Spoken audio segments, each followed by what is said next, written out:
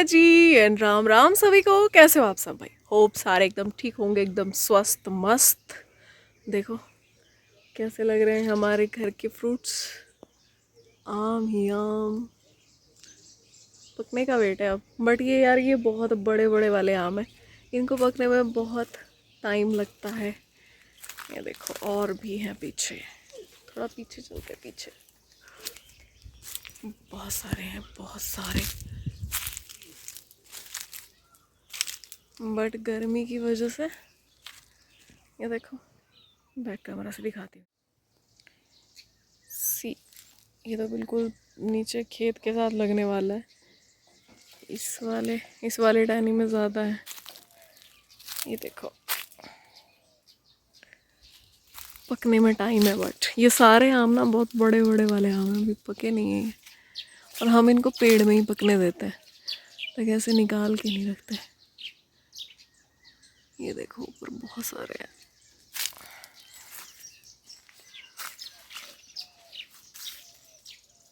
सी,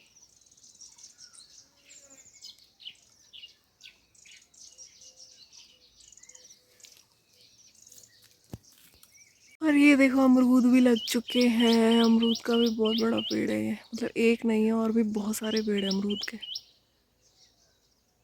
और ये देखो मेरी फेवरेट जगह। बट यहाँ पे अब इक्के दुक्के फ्रूट्स हैं, देखो पीछे दिख रहे होंगे तुम लोगों को। इस टाइम पे यहाँ पे ह्यूमिडिटी बढ़ गई है हिमाचल में। बारिश हुई फिर धूप पड़ती है, पता ना भाप बनता है, तो उसकी वजह से ह्यूमिडिटी बढ़ी हुई है। और स्किन रिलेटेड काफ़ी सारे प्रॉब्लम्स होते हैं ऐसे में ना, तो बड़ी दिक्कत आ जाती है आजकल ऐसे टेम्परेचर में। जब ये वाला टेम्परेचर रहता है, ऐसा ऐसा वेदर होता है। बस अब मुझे इंतज़ार है भारी भारी बारिशें हों, एकदम ठंडा मौसम हो जाए, ठंडा। ऊपर से बिग बॉस चल रहा है तो कोई स्ट्रेस नहीं चाहिए उसके अलावा। ये देखो हमारी भिंडी लगी नहीं है अभी, पर लगने वाली है। अभी थोड़े बड़े बड़े होंगे पौधे। और ये देखो टमाटर, ये देखो ये भी, इसमें भी फ्लावरिंग हो रही है। इसमें भी अभी लगे नहीं है, पर लगने वाले हैं। नीचे बैंगन का वो है, ये देखो। और ये है वो अमरूद का पेड़, जिसमें बहुत सारे अमरूद लगे हुए हैं, दिख रहे होंगे तुम्हें छोटे छोटे से। हाँ भाई फाइनली अब बिग बॉस भी शुरू हो गया है और बिग बॉस के सारे षड्यंत्र भी शुरू हो चुके हैं। तो बहुत सारी चीज़ें हो रही हैं बिग बॉस के घर में, और मैं देख रही हूँ, मतलब मैं भांप पा रही हूँ कि शुरुआत ही बड़ी खतरनाक हुई है। लाइक बिग बॉस का इस बार एक बहुत बड़ा एजेंडा है, जो एजेंडा मैंने थोड़ा सा डिस्कस किया है आपके साथ अपने रिव्यू में भी, और हाल फिलहाल एक वीडियो में भी। बहुत बड़ा इस बार बिग बॉस प्लान कर रहे हैं, और एक बहुत बड़े फैंडम को उकसाने की कोशिश है। तो तुम लोग थोड़ा सा ध्यान रखना, तुम लोग थोड़ा सा अपना जो है शांति अपनी भंग मत करना।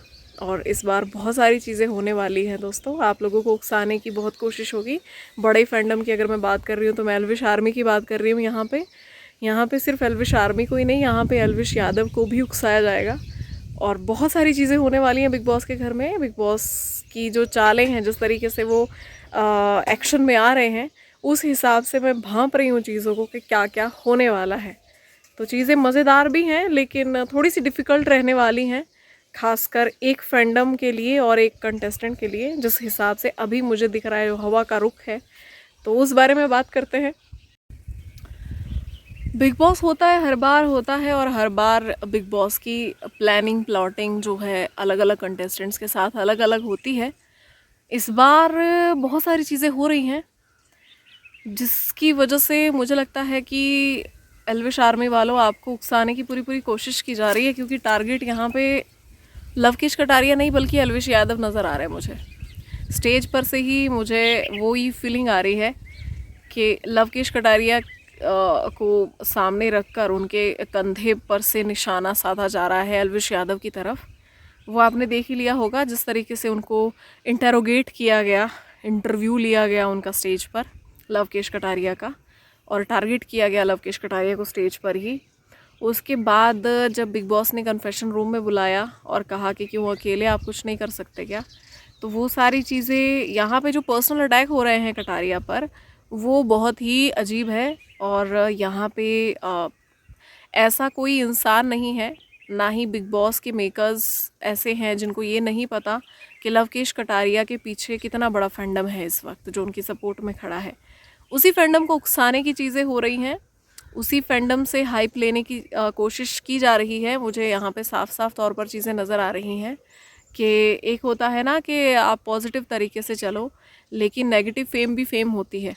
खासकर बिग बॉस के टाइम पे फेम किसी भी तरीके की हो, नेगेटिव या पॉजिटिव, बात बिग बॉस की होती है, ये मेन चीज़ होती है। बात अगर बिग बॉस की हो रही है तो बज़ किसका है? बिग बॉस का है। हाइप किसको मिली? बिग बॉस को मिली। तो यहाँ पे यही चीज़ें हैं दोस्तों, थोड़ा सा संभल के रहना, क्योंकि बहुत कुछ आगे होने वाला है। बहुत तरीके से टारगेट किया जाएगा लवकेश कटारिया को।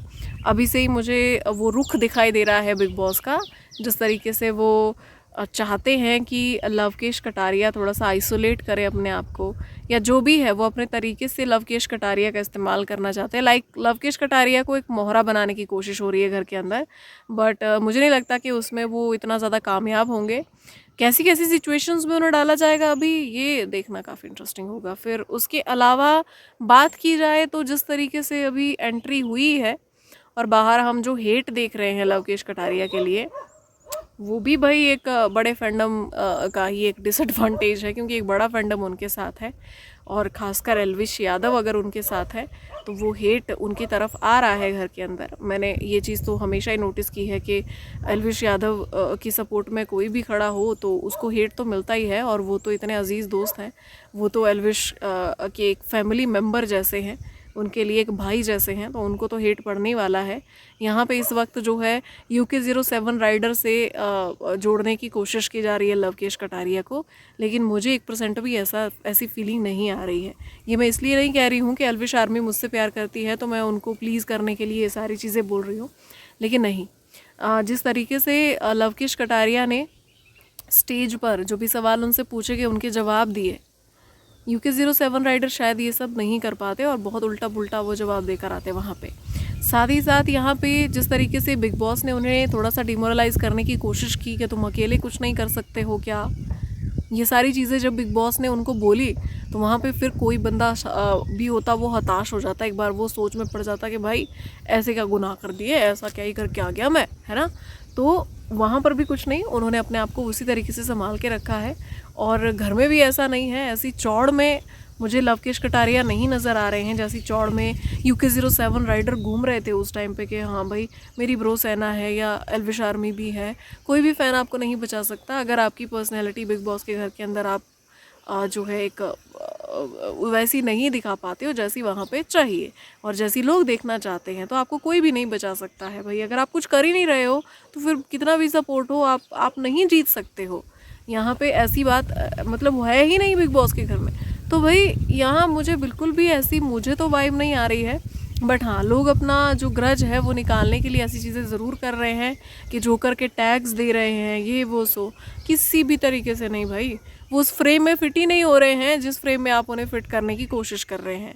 I am not supporting him, अगर आप लोगों को ऐसा लगता है तो मैं सिर्फ एक जेन्युइन बात कर रही हूँ कि अभी अभी जो हाईलाइटेड कंटेस्टेंट्स हैं बिग बॉस के घर में, मैंने अपने रिव्यूज़ में भी वैसी बात की है, यहाँ पर भी मैं कुछ डिफरेंट नहीं बोलने वाली हूँ कि जो भी हाईलाइटेड कंटेस्टेंट्स हैं अभी जो थोड़ा सा अभी फोकस में बने हुए हैं वो बने हुए हैं, और उनमें से लवकेश कटारिया एक किस्म से नंबर 1 पर चल रहे हैं।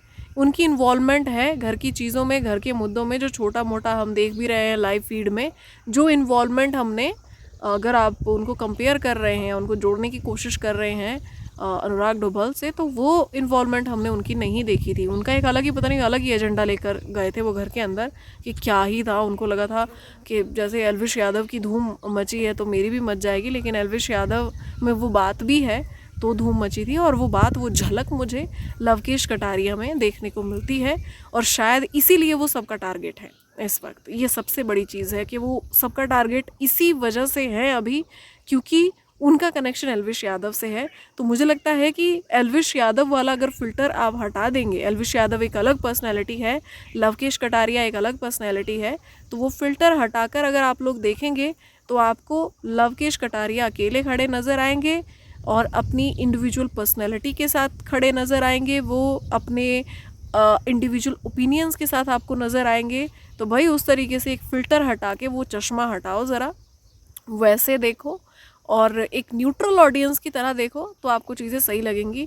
अभी मैं ये चीज़ भी नोटिस कर रही थी कि एंट्री हुई भी नहीं थी, तभी टैग्स देने शुरू कर दी थी, ये तो ऐसा है तो वैसा है तो क्या ही करेगा, तो इज़्ज़त उतार देगा, ये तो इज़्ज़त ख़राब कर देगा, ये तो वो है। भाई उस पर्सन को अपने आप को प्रूव करने का टाइम तो दो। ऐसा और कंटेस्टेंट्स के साथ तो नहीं हो रहा है। ऐसा उनके साथ क्यों नहीं हो रहा है? क्योंकि वो उतनी लाइमलाइट में भी नहीं है। तो हर एक चीज़ की एक एडवांटेज और एक डिसएडवांटेज होती है। तो अगर लवकेश कटारिया को आप लोगों को लगता है ऐसा भी कि अरे ये तो बहुत बड़ा फैंडम है भाई, ये तो कुछ नहीं भी करेगा तो भी हो जाएगा, नहीं, तो उसकी उनके पास एक डिसएडवांटेज भी है कि वो सबसे ज़्यादा हाईलाइटेड रहने वाले, फोकस में वही रहने वाले हैं, टारगेटेड वही रहने वाले हैं सबसे ज़्यादा। आप देखो बिग बॉस का पहला टारगेट कौन? लवकेश कटारिया। यहाँ पे किसके साथ जो है डे 1 से ही चीज़ें शुरू हो चुकी हैं होना बिग बॉस के घर में? लवकेश कटारिया। तो उनके लिए वो एक बहुत बड़ा डिसएडवांटेज भी है, हालांकि वोटिंग के हिसाब से वो एडवांटेज भी है। अब देखते हैं भाई आगे चीज़ें क्या कुछ होता है, लेकिन किसी को किसी और तरीके से जज करने के बजाय अपने चश्मे वश्मे हटाओ, जो आप लोगों ने फ़िल्टर्स लगा रखे हैं उसको वैसे ही देखो इंसान को जैसा वो है, ठीक है? अपना नज़रिया बनाने से पहले कम से कम अच्छे से जज तो कर लो। जजमेंट पास करने से पहले बंदे को जज तो कर लो भाई ढंग से, है ना? यहाँ पे वो बंदा इन्वॉल्वमेंट दिखा रहा है, इसलिए मैं यहाँ पे इस तरीके की चीज़ें बोल रही हूँ। मुझे इंसान में वो भूख नज़र आ रही है और वो कॉन्फिडेंस नज़र आ रहा है जो बहुत सारे लोगों में नहीं होता है। तो इसीलिए मैं थोड़ा सा और एक हफ़्ता देखना चाहूँगी। हम लोग तो बैठे ही हैं, हम लोग तो हमारा काम ही है कि हम बिग बॉस के कंटेस्टेंट्स को फुल ऑन जज करते हैं शुरुआत से लेके एंड तक। तो हम बैठे ही हैं भाई, इतना तो थोड़ा सा हम पे भी भरोसा रखो कि हम इतने साल से लगे हुए हैं तो कुछ उल्ट पुल्ट तो कर नहीं रहे होंगे। जहाँ जहाँ भी हमने जिस को भी हमने जो है एक किस्म से राइट कहा है, बिग बॉस का विनर बन के ही बाहर वो निकला है ना? और जब उल्टी पुल्टी चीज़ें हुई हैं तो भी हमने हमेशा स्टैंड लिया है। तो इस बार भी ऐसा ही रहने वाला है। अगर किसी को लगता है कि हाँ हम एक तरफ़ी कार्रवाई करेंगे इस मामले में, तो ऐसा नहीं है। सभी फैंडम्स को मैं रिस्पेक्ट करती हूँ, सभी फैंडम्स के आइडल को मैं रिस्पेक्ट करती हूँ। बिग बॉस में जो गए हैं भाई, जो जैसे भी जो भी कुछ भी करके कैसा भी करके कुछ भी करके गए हैं, वो एक प्लेटफॉर्म पर हैं इस टाइम पे और अपनी इंडिविजुअल पर्सनैलिटी वहाँ पे वो शो कर रहे हैं, दिखा रहे हैं, अपना ओपिनियन वहाँ पे दे रहे हैं। तो बहुत बढ़िया है। सब जो है रिस्पेक्टेड लोग हैं मेरे लिए, मैं किसी को डिसरिस्पेक्ट नहीं करती हूँ। ऐसा नहीं है कि हम किसी एक के साथ हैं भाई, लेकिन जिस एक को आपने इतना उछाल रखा है उसके लिए भी तो लोगों को बोलना पड़ेगा ना। तो भाई इस तरीके की चीज़ें हैं और ये सब कुछ मत करो, हेट मत दो, पहले देख लो, गेम तो देखो पहले। अभी तो एक ही दिन हुआ है, गेम तो देख लो पहले इंसान का, तो मज़ा आने वाला है आगे। और एल्विश आर्मी वालों, भड़कना नहीं है भाई, तुमको भड़काने की बहुत कोशिशें हो रही है। आप लोग भड़को, उसके लिए बड़ी कोशिशें चल रही हैं, ठीक है? हम ज़रा मानो मेरी बात, हम लोग बिग बॉस से बहुत टाइम से जुड़े हुए हैं, तो मान लो मेरी बात। बहुत इस टाइम पे बहुत सारी ऐसी चीज़ें चल रही हैं जो कि सोशल मीडिया पे बहुत बड़ा बवाल कर सकती हैं। तो थोड़े से शांत रहना और चीज़ों को परखना। आप लोग बहुत अच्छा परखते हो, आप लोग बहुत अच्छे ओपिनियंस रखते हो, तो उसी तरीके से चलना। यहाँ पे ये नहीं कि आप लोगों को किसी ने भड़काया और आप लोग भड़क गए, थोड़ा सा ध्यान रखना, ठीक है? क्योंकि जो है इस टाइम पे ये ज़रूरी है। आपके जो मेन आइडल हैं उनके लिए भी ये ज़रूरी है इस टाइम पे, उनको भी भड़काने की बहुत कोशिशें हो रही हैं, ये भी मैं बता दूं। बाकी मिलते हैं अगले व्लॉग में दोस्तों, और अब तो यही चलता रहेगा। अब तो बिग बॉस की डिस्कशन ही होगी और इन्हीं चीज़ों में मज़ा भी आने वाला है, क्योंकि डे नाइट मेरा यही काम चल रहा है। मेरे पास एक छोटा सा गैप होता है जब मैं शाम को 6 बजे जाती हूँ, ठीक है? और उसके बाद मुझे 9 बजे फिर से आना होता है इसी बिग बॉस की दुनिया में। तो अभी तो यही चलने वाला है मेरा। बाकी आप लोग ध्यान रखो अपना, मिलते हैं, राधे राधे।